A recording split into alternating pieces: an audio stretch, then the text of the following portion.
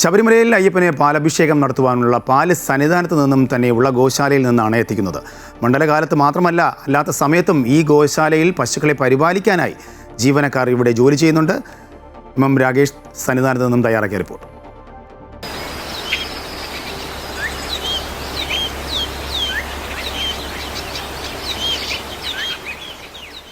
സ്വാമി അയ്യപ്പനുള്ള വിശിഷ്ടമായ പൂജയാണ് പാലഭിഷേകം.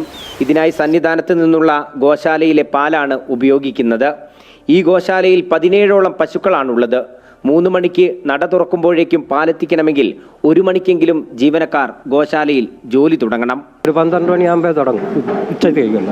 മറ്റേ 2 മണിയാകുമ്പോൾ തുടങ്ങും, രാത്രി വൈകുന്നേരത്തിൽ. പുലർച്ചെ 3 മണിക്ക് ഒരു മണിയാകുമ്പോൾ തുടങ്ങും. ബാബുവേട്ടനെ കൂടാതെ ഗോശാലയുടെ തുടക്കം മുതൽ കൂടെയുള്ള മണിയൻ ഉൾപ്പെടെ 8ഓളം ജീവനക്കാരാണ് ഇവിടെയുള്ളത്. മണ്ഡലകാലത്ത് മാത്രമല്ല, അതിനുശേഷം വർഷം മുഴുവൻ പശുക്കളെ കൂടാതെ 4 ആട്, 18ഓളം കോഴികൾ എന്നിവയെല്ലാം ഇവർ പരിപാലിക്കുന്നു.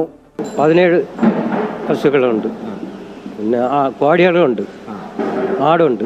മണ്ഡലകാലം കഴിഞ്ഞാൽ വന്യജീവി ആക്രമണങ്ങളിൽ നിന്ന് ഗോശാലയെയും ജീവജാലങ്ങളെയും സംരക്ഷിക്കേണ്ട ഉത്തരവാദിത്വവും ഇവർക്കാണ്. ക്യാമറാമാൻ സുരേഷ് പുന്നക്കാടിനൊപ്പം എം രാഗേഷ്, അമൃത ന്യൂസ്, സന്നിധാനം.